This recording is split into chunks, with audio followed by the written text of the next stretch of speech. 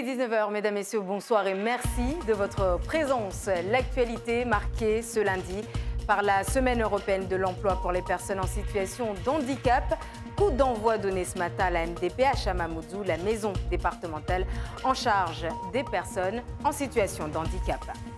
Suite et fin ce lundi de la visite de Muriel Pénicaud, la ministre du Travail, sur le terrain avec les acteurs de l'insertion professionnelle ce matin avant de nous faire son bilan des 3 jours passés dans le département.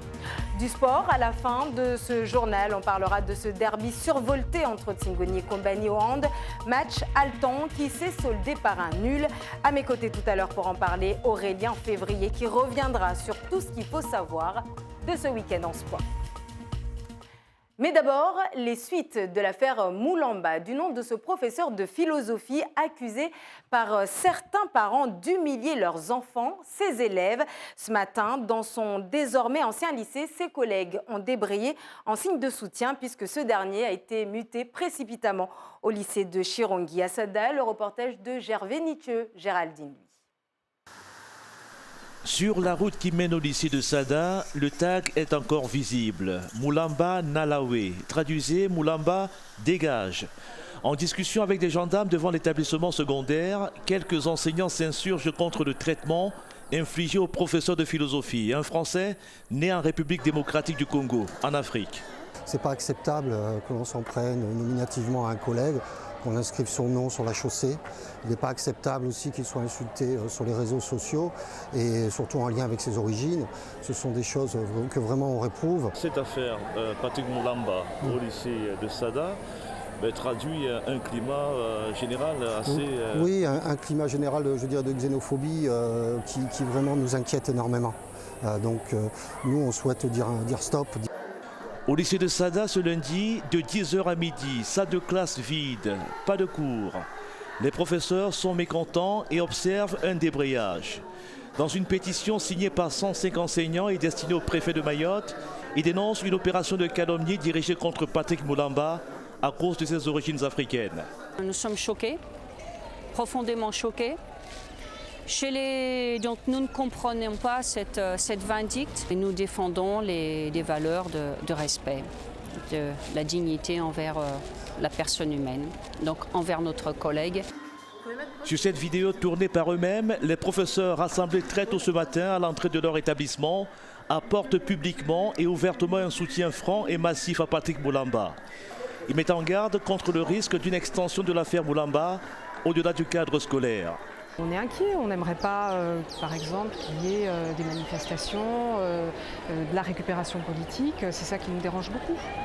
Voilà. Donc nous ne stigmatisons personne, nous ne nous attaquons pas aux parents d'élèves, surtout pas. À l'unanimité, les enseignants du lycée de Sada approuvent l'idée de la tenue d'une réunion avec les représentants des associations de parents d'élèves. Cette réunion, qui s'inscrit dans une logique d'apaisement, pourrait avoir lieu avant vendredi. À présent, la colère, une fois de plus, des passagers d'Air Austral après qu'un vol ait été annulé au départ de Dzaoudi pour la Réunion, secoué par le mouvement des Gilets jaunes. Le décollage prévu à 15 h n'a pas eu lieu et les passagers reprochent à la compagnie de les avoir laissés en salle d'attente sans aucune collation, alors même qu'on leur demande de venir à l'aéroport 2 heures avant le décollage de leur avion. On écoute l'un d'eux au micro de Zora Abdoukafé. Il y a quand même des familles qui sont venues depuis midi. Des personnes âgées, des enfants, on nous fait quand même embarquer, on nous dit finalement le vol est annulé, débarquer, on nous fait débarquer, on nous met dans le rôle d'entrée. On le comprend, ça arrive qu'il y a des problèmes, mais là, nous faire embarquer encore une fois et nous débarquer encore 2 fois, ça a été fait, je trouve quand même que c'est exagéré, c'est inadmissible. Depuis midi, mais même pas une bouteille d'eau, même pas le goûter pour les enfants, même pas des explications correctes. Je pense qu'on a quand même des droits à Mayotte qu'on doit savoir. On doit nous informer, on doit quand même un minimum, mais il n'y a même pas un minimum. C'est quoi? C'est un verre d'eau, une bouteille d'eau pour les enfants.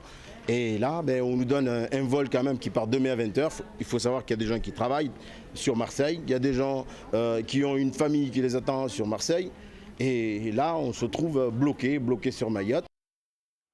Je vous le disais en titre, lancement ce lundi à la MDPH à Mamoudzou de la Semaine européenne pour l'emploi des personnes en situation de handicap. Une semaine de mobilisation à laquelle s'associe Mayotte la Première et France Télévisions de manière générale.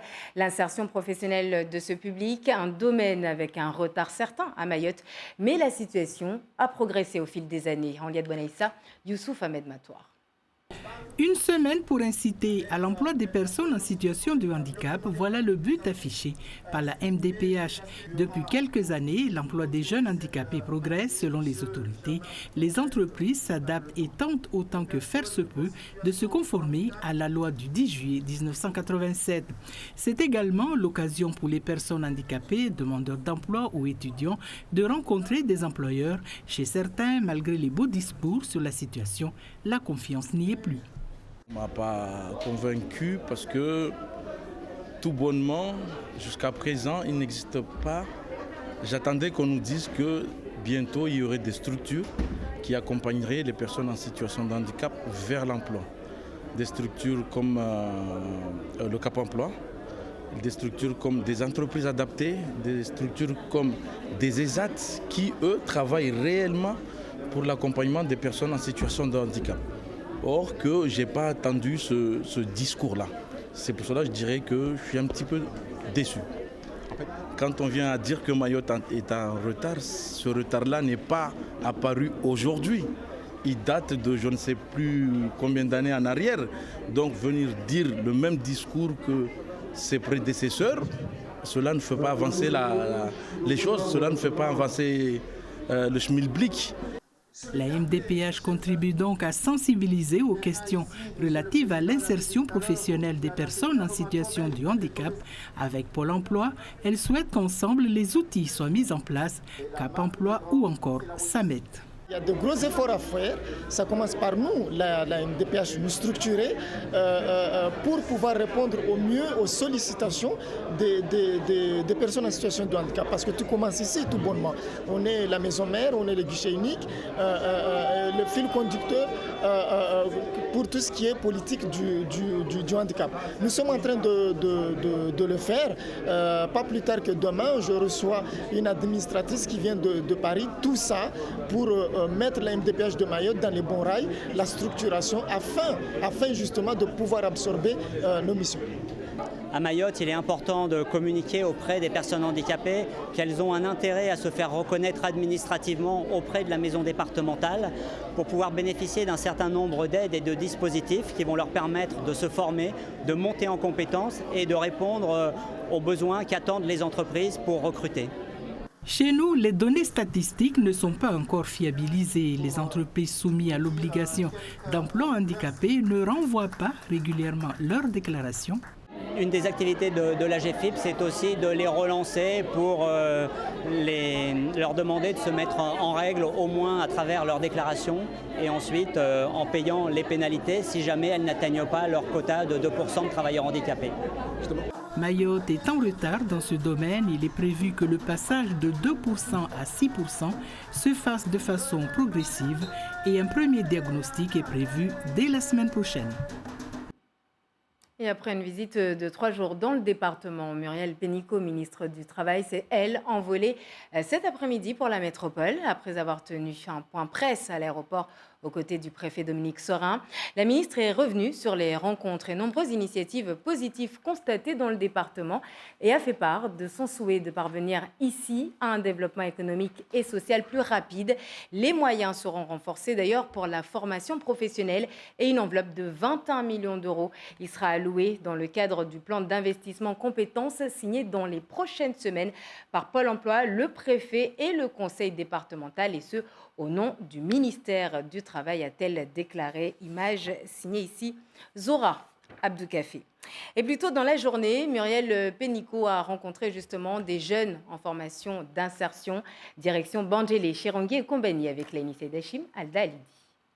Aujourd'hui, ils sont heureux d'apprendre à faire pousser des plantes d'ornement, à restaurer et entretenir les forêts et zones protégées détruites par l'activité humaine. On vient ici tous les matins pour préparer les matériels et afin de partir vers les chantiers, quoi. Et ça fait du mal Quand tu vois un grand hectare de terrain qui n'a pas d'arbres, que de la terre et tout. Du coup, il y a aussi des animaux et des gens qui vivent dans la forêt, aussi on peut les respecter et tout. Ma vie d'avant par rapport à maintenant, je trouve qu'elle était vraiment, pour moi, elle était catastrophique. Je me trouvais le matin sans rien faire, il n'y avait que la galère. Mais depuis que je suis ici, c'est vrai que je sors depuis Mtsamboro, c'est moi qui sors de loin. Mais franchement, j'ai beaucoup de courage et je suis content chaque jour de venir ici. J'essaie d'être là chaque jour possible. Ces activités encadrées par une association spécialisée en insertion nécessitent une mobilisation de 2 équipes de 20 personnes. Depuis 2014, 90 apprentis ont bénéficié du dispositif. La visite de la ministre du Travail peut ouvrir des opportunités de développement de la structure.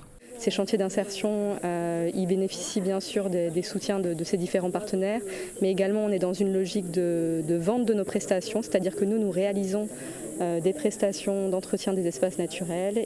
Michel Pénicaud a également été reçu au lycée professionnel de Chirongui, un établissement moteur en matière de formation sur les métiers du bâtiment et du bois. Ici, des élèves apprennent à peindre, à construire des abris, mais aussi à fabriquer des bijoux et des vocations naissent. Depuis petit, je dessinais et tout, je faisais des formes de bijoux et c'était mon rêve depuis que j'étais petit. Et là, je suis arrivé à là et j'en profite que j'apprends un petit peu. À l'image de l'ensemble des établissements de France, le lycée professionnel pourrait aussi être impacté par la réforme de l'éducation nationale et du travail.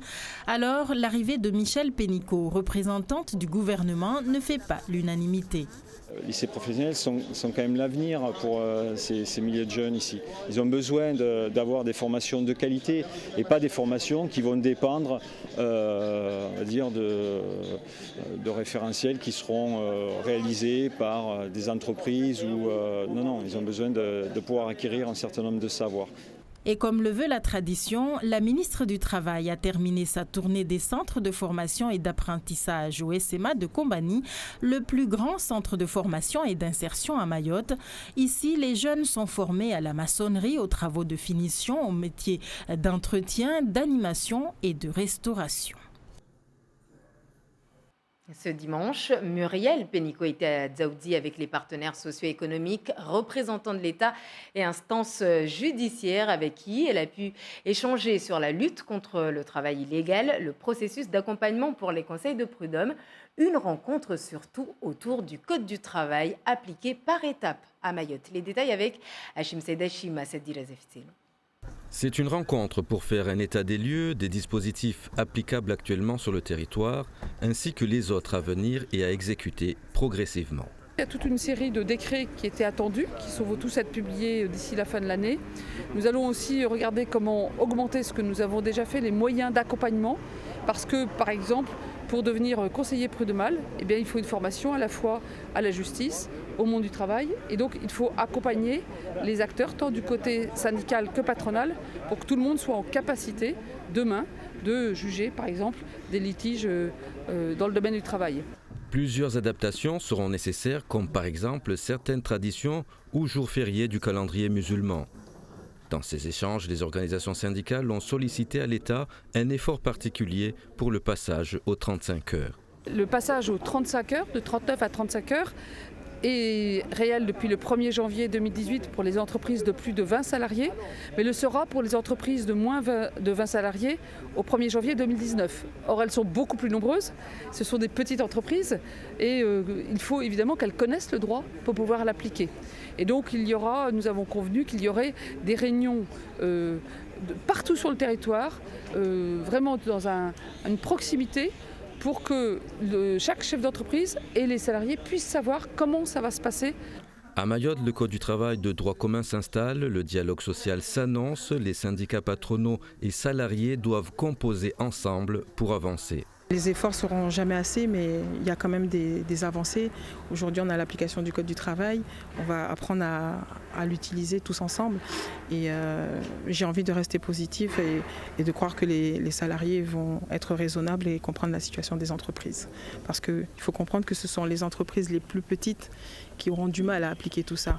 Donc, est-ce qu'on va toucher et faire mal à 95% de l'économie locale? Je ne pense pas que ça soit leur but. D'autres instances suivront. La prochaine, le Conseil des prud'hommes. Il est annoncé pour 2022. L'insertion professionnelle au cœur d'un dispositif, le dispositif Égalité Emploi. Sa mise en place a été actée par la signature cet après-midi d'une convention de partenariat entre la BFC et la délégation interministérielle pour l'égalité des chances des Français d'outre-mer, portée par Jean-Marc Mormec.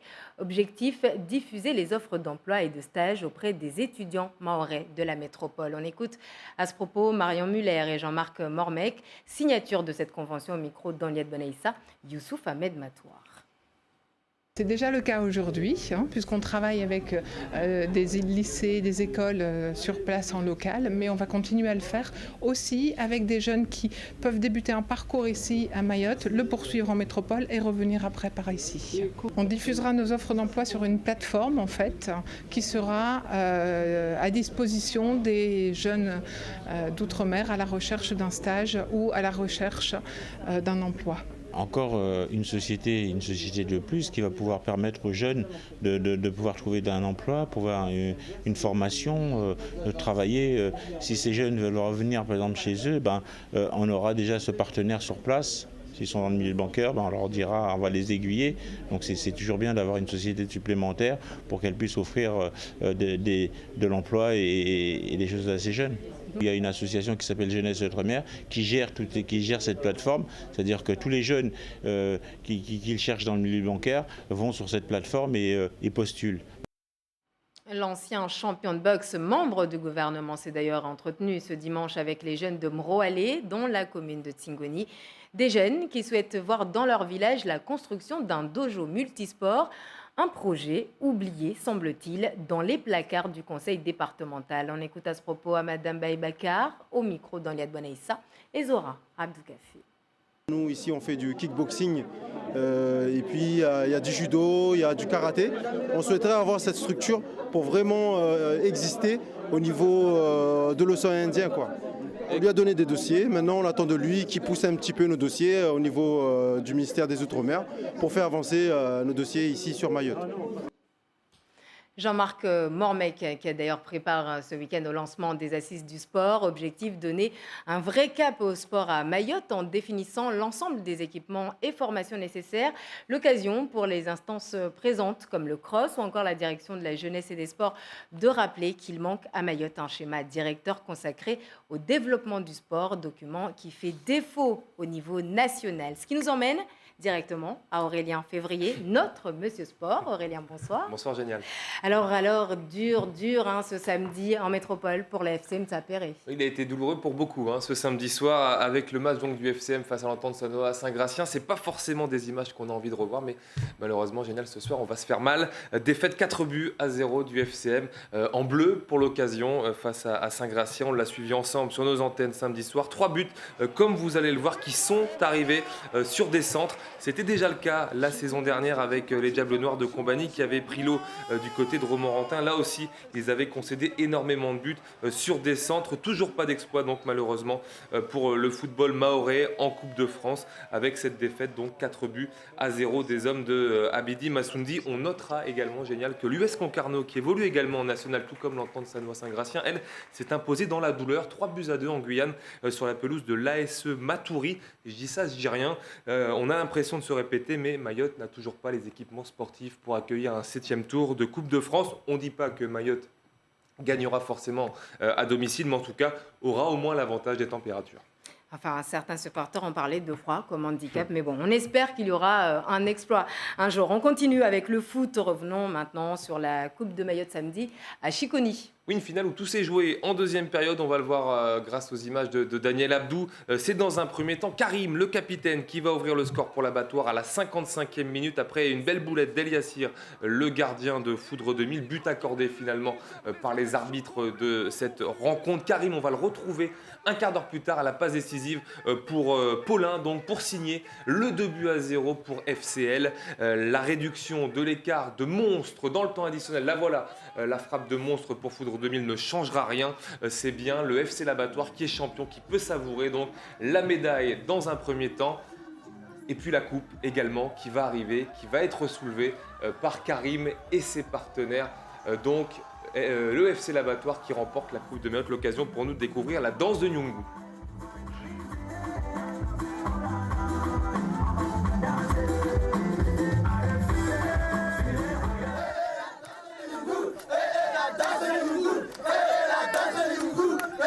Et on aurait aimé cette danse de Nyungu pour le FCM malheureusement. Alors on va parler handball maintenant. Tingoni, Kombani, quel match! Quel match, quel suspense, quelle fin de match, surtout c'est un derby. Et bien là, on a été gâtés entre les deux co-leaders du championnat, meilleur ennemi du handball mahorais. Le derby a donc tenu toutes ses promesses géniales vendredi soir à Kombani, avec notamment une fin de match complètement renversante. Yasmine Jaffard et Daniel Abdou. J'ai juste envie de savoir combien de temps il reste. Il reste quelques secondes à jouer, la tension est à son comble.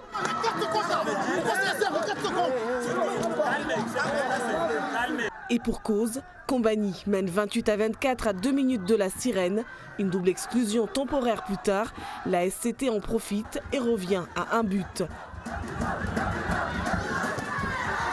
28-27, dernière possession pour Tingoni.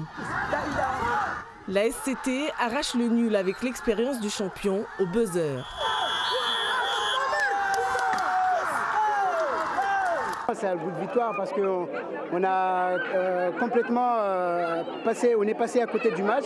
Même si c'est un nul, ça reste une belle victoire parce qu'on ne s'attendait pas du tout. À Kombani, c'est l'inverse, tout le monde est abattu. Les 5 dernières minutes, on a bien vu, ils nous ont provoqué. Nous, on est tombé dans leur piège. Du coup, ça a payé cash. Une équipe comme Tingoni, on n'a pas le droit de faire des erreurs pareilles. Car au vu de leur match, Hakim Bouanaïdi et les siens peuvent s'en mordre les doigts. Pendant 58 minutes, ils ont été plus que parfaits, notamment en défense autour de leur gardien Toulaïdi Bouanaïdi, héroïque vendredi soir. Le CHC est bel et bien un candidat au titre malgré ce match nul. Ça montre quand même que Kombani est là, on est là et puis voilà, ce n'est qu'un match aller et puis on n'a pas perdu, c'est un match nul mais on verra ça au match retour. Les deux équipes restent leaders au classement avec 5 points d'avance sur Kanikeli, 3e.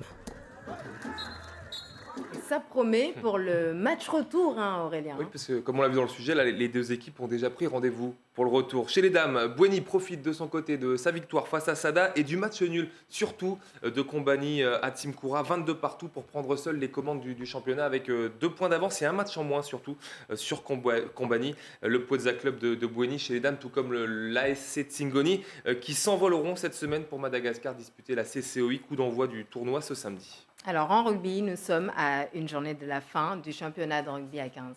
Et tout est relancé, génial, parce que ce week-end, l'entente RCPT Kombani a gagné 8-0 face au leader, l'entente Boueny Desperados.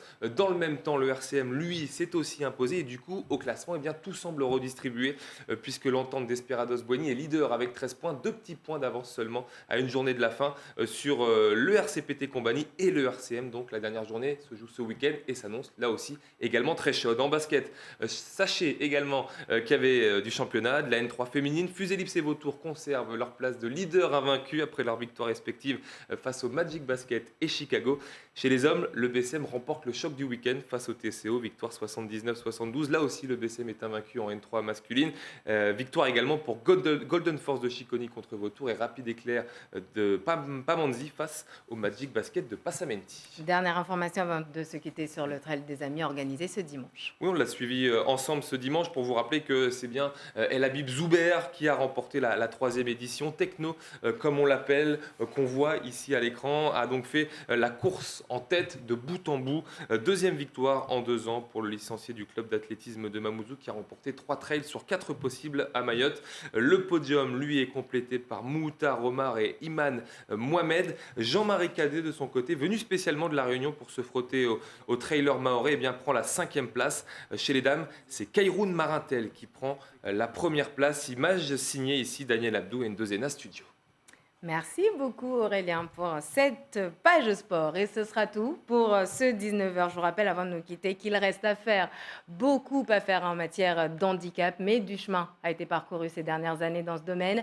C'est pour se mobiliser, faire bouger les lignes, le regard, notre regard sur les personnes en situation de handicap et leur insertion professionnelle qu'a été lancée la Semaine européenne pour l'emploi des personnes en situation de handicap.